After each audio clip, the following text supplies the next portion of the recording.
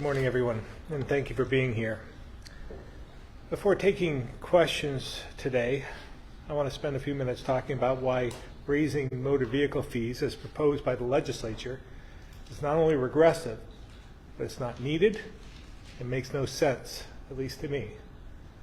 When I became governor, I told Vermonters that raising taxes and fees would be our last resort, because across the state, they told me repeatedly they weren't sure they could afford to live here anymore. And it's no secret that Vermont has one of the highest tax burdens in the nation. So we've held the line against raising taxes and fees ever since, without cuts to programs. In fact, quite the opposite. We've actually seen organic revenue growth, which we've used to fund new initiatives, and couple that with a historic amount of funding. Vermont is in better financial shape than I can ever remember. That's why I find it so unfair to ask Vermonters to pay even more, especially when they're faced with so many other fixed cost increases like food, fuel, and rent. But what we're hearing from lawmakers is we need to raise DM fees by 20% because we haven't done it in 6 years. And that's what inflation has increased since 2016. For awareness, DMV fees include things like driver's licenses and permits, renewals, as well as car, truck, and trailer registrations. And just so everyone understands, the purpose of fees is to fund the operations of a specific program. And in this case, the Department of Motor Vehicles has testified they don't need the money. To justify the increase, House Ways and Means asked the legislature's Joint Fiscal Office to give them the inflation factor since 2016. So our Department of Finance and Management decided to take a look a bit deeper. Here's what they found. First, Vermont's driver's license renewal fees have increased at more than double the rate of inflation since 1996. And that includes the 6-year pause of no taxes and fees. That same year, 1996, Vermont had the lowest driver's license renewal fees in our region. Now, even with the 6-year pause, they're the highest. They also found we currently have the highest registration fees in our region, and they would get even worse with the fee increase that's been proposed. In fact, if what the House passed becomes law, registrations would be twice the average of our 6 neighboring states. Now, there are more examples we can provide, but I want to at least give you some context. The other argument I've heard is that they need the money for the federal match I keep talking about. 2 things about that. Number 1, we have the cash without raising fees because we can use the historic surpluses. And number 2, if they're successful in raising the fee, it will never be reduced after raising all the one-time match money we need. It doesn't sunset. That's why the fiscally responsible thing to do is use the cash we have, which will pay dividends for years to come without burdening the very people we're trying to help. So with that, I'll turn it over to Secretary Clinton.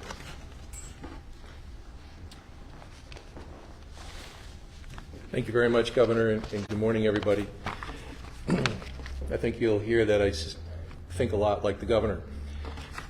Fees raised by DMV provide Vermont's monetary share needed to fund highway construction and maintenance projects. The remainder of dollars needed for construction come from the Federal Highway Administration, as you've heard, at a ratio of at least 4-to-1. The Agency of Transportation, under the Scott administration, has now delivered 7 consecutive transportation budgets without once increasing DMV fees. 2 of those budgets, including this year's as recommended, are of record size. Also included in this year's budget, as you heard, is a request to the legislature to set aside $80 million from the general fund tax surplus to secure Vermont's monetary share for construction projects and maintenance across fiscal years 24, 25, and 26. The House budget, though, is suggesting to increase DMV fees, resulting in Vermonters paying 20% more and collecting another $20 million across the board. Everything from driver's licenses to vehicle registrations, trailer registrations, vehicle transfers, transit buses, delivery trucks, commercial vehicles, and the list goes on. Over 200 fee categories are proposed to be increased. As you also heard, the last fee increase was in 2016 in a previous administration. Some are saying we should have raised fees sooner, and if we only had, they would not need to raise them so much now. If the legislature had felt strongly about that in previous years, it could have imposed a fee increase on its own, like it is this year. Instead, it passed our previous 6 budgets without doing so, agreeing with what we had recommended. It was also said that Vermont has long left federal dollars on the table for a lack of enough money in the state's transportation fund. Let me be clear. The Agency of Transportation does not ever leave federal formula dollars on the table.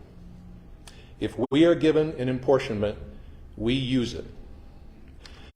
There is no lack of enough money in the state's transportation fund, the money Vermonters pay into the transportation fund. Every year, year after year, $20 million is transferred out of their DMV fees into the government. The governor's transportation budget ensures our share will be secure, construction and maintenance projects will go forward without delays, delaying available or predictable, and it ensures that the Vermont economy will continue to churn when necessary to deliver them. It is not necessary now to increase DMV fees on Vermonters. Doing so would be regressive, striking a blow to those who can least afford it. Fees can remain as they are, and the transportation fund should be kept intact, left alone, and used for transportation purposes. Thank you.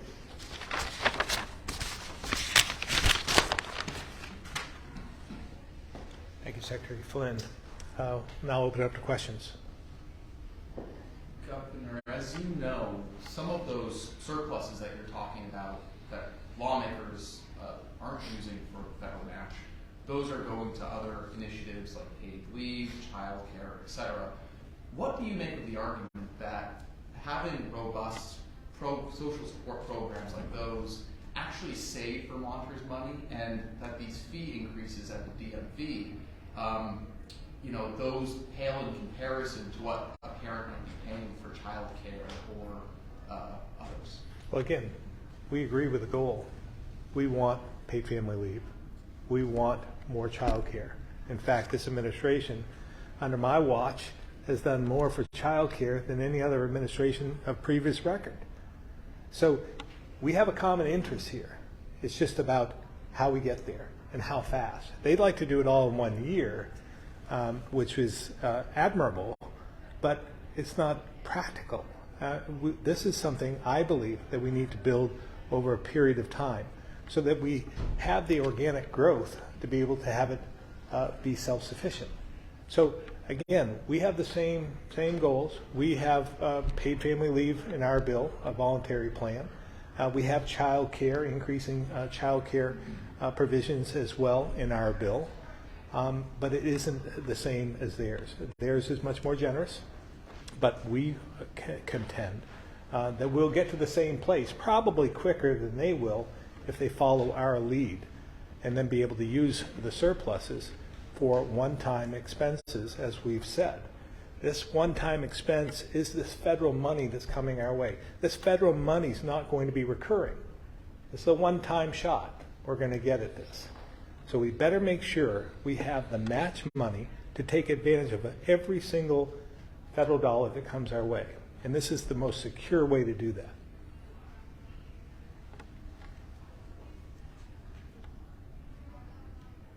I have an off-topic question for good. If everyone's good on topic was.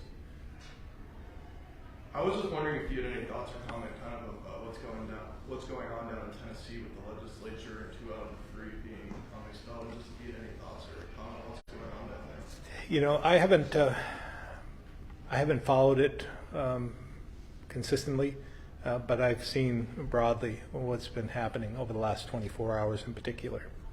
First, I want to make sure that everyone in Vermont understands this wouldn't happen in Vermont. It's unfortunate that it's happening there. As many of you know as well, I believe in respect and civility. I think that's number one. I believe in the process. I believe in decorum. I was president of the Senate at one time. I presided over the Senate, and we adhered to that. There are rules and regulations for that. But they're rules and regulations, right? They're policies. They're not criminal acts. To expel someone from a legislative office who has been elected by their constituents to represent them over a rule violation, I think is way over the top. And again, I don't believe that there's any place for that. It seems to me, and again, I'm not trying to give advice to them. We have our own issues here in Vermont, but this isn't one of them. And I think it could be dealt with in a much, much more even-handed way, with different provisions, different penalties of sort for violating the rules of their chamber.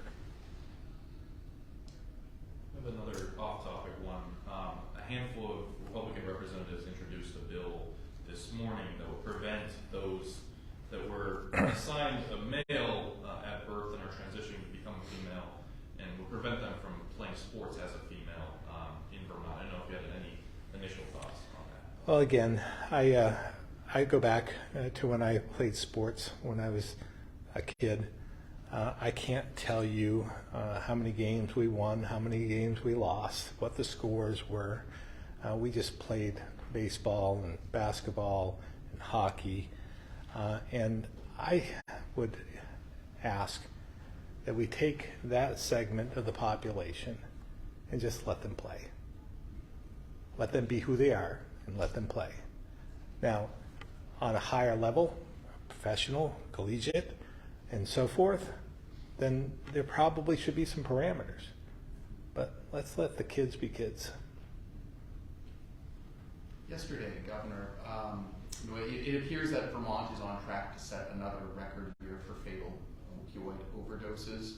Yesterday, as you might have seen, a group of advocates and some lawmakers are calling on lawmakers to restart the conversation on safe injection sites and decriminalization of some drugs. Has your thought process changed on that since last year? Well, obviously, fentanyl has changed the game across the country. It's not just here in Vermont.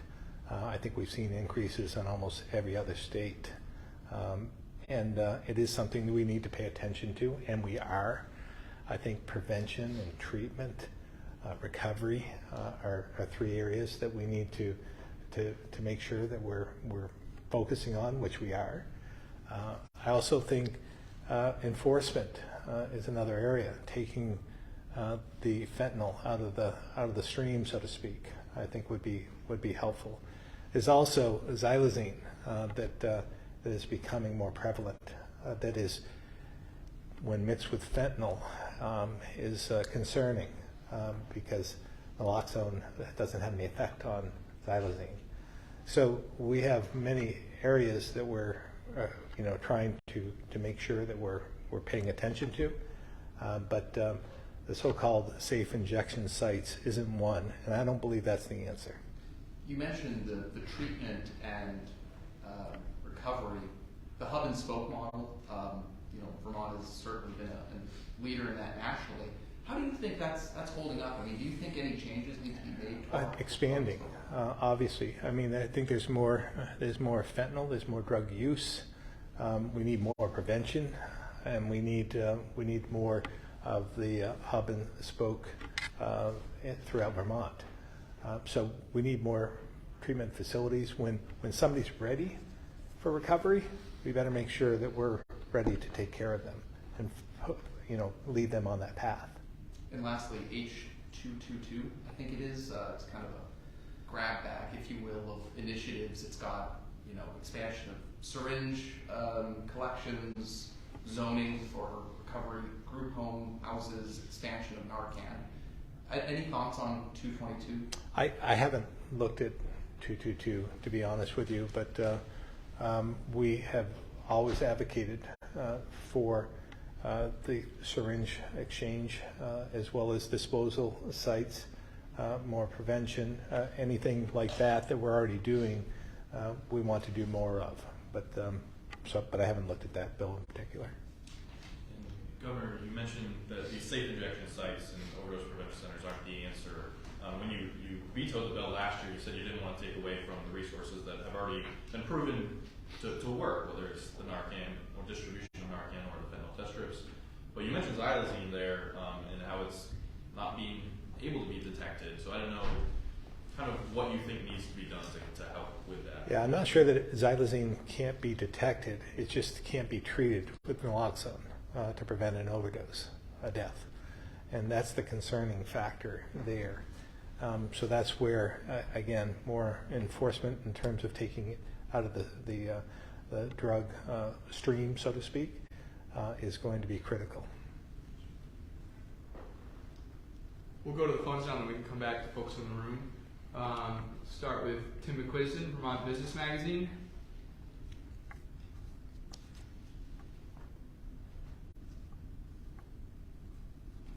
I don't have a question at the moment, Jason. Thank you. Thank you. Tom Davis, Compass Vermont.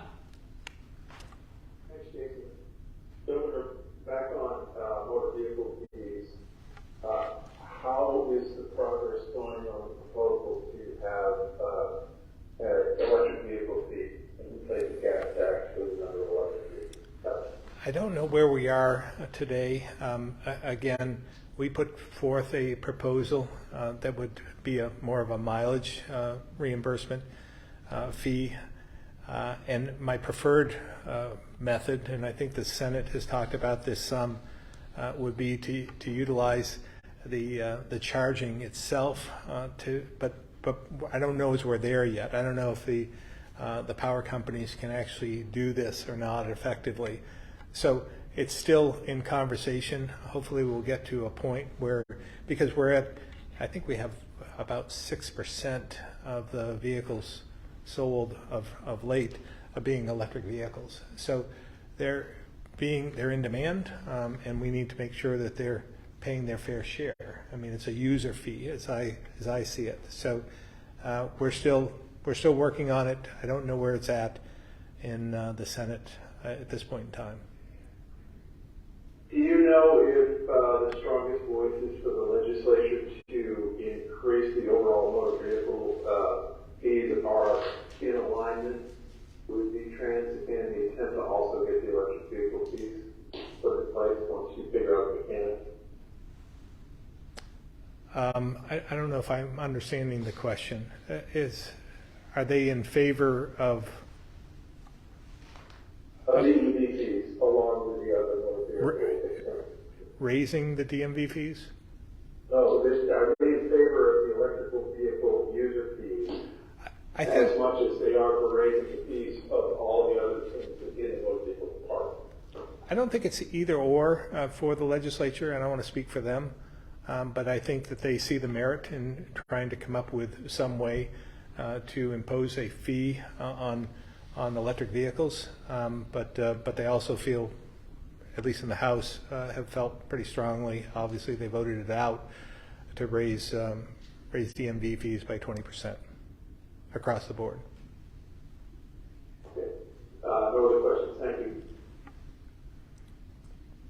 Chris Roy, Newport Daily Express. Yes, good morning. I have no questions. Thank you. And Pete, I couldn't remember if you said you had a question or if you were just listening, so if you have one.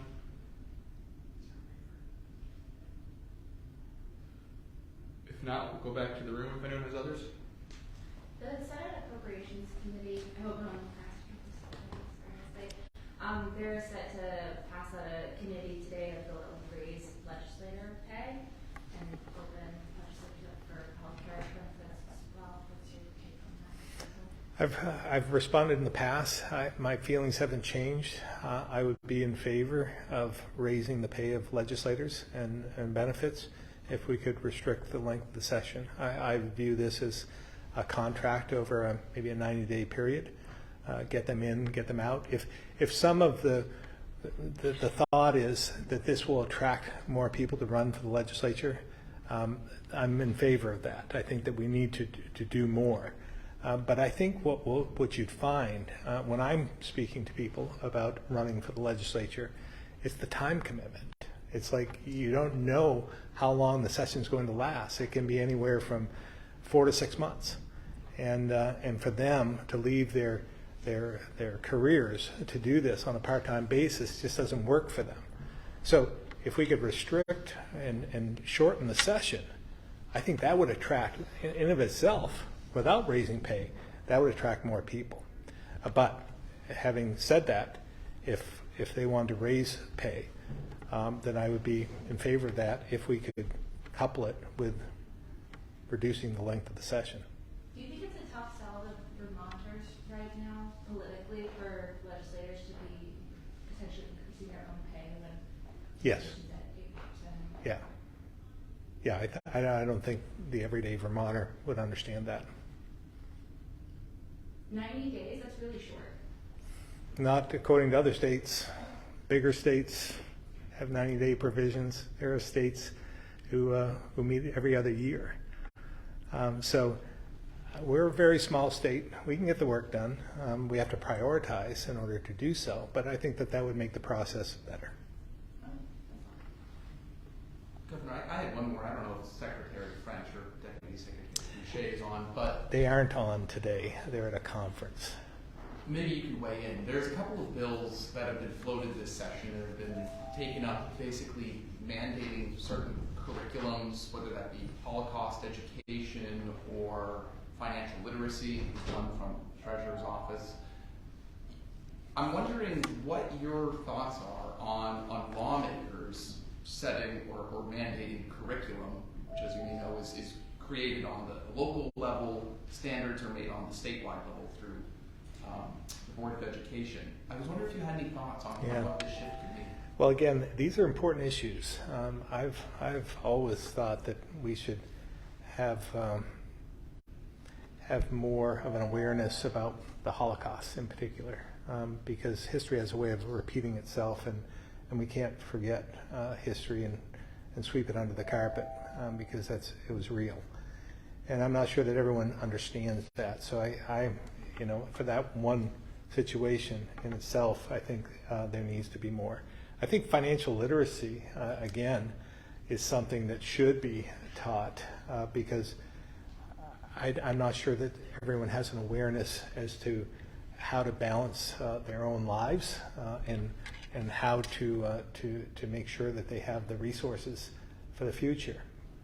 I will say one thing. I think even the legislature might consider a financial literacy type of program for the first couple days of the session. And I'm just saying, should understand the finances and how they work in the state, I think would be well suited for the legislature, because typically the appropriations committees, Ways and Means and Finance, they understand how it all works. But not every legislator understands that and how the inner workings of state government and fees and fee structures and so forth. So I think it would be beneficial for all of us to get a refresher course on financial literacy. Just as a follow-up, though, the concept, though, of the legislature setting curriculum, whether it be financial literacy, I know. whatever it may be, what do you make of that? It's like micromanaging a bit in a system that is supposed to be locally controlled. We have a state board of education as well. I think there is a way to connect all of that, but you can't pick and choose, right? So there are some other areas where I think local communities, local school boards, and local supervisor unions want to focus on as well. So finding that balance is always difficult, but again, some of these issues we should make sure that the students are aware, our youth are aware of both history and everyday reality.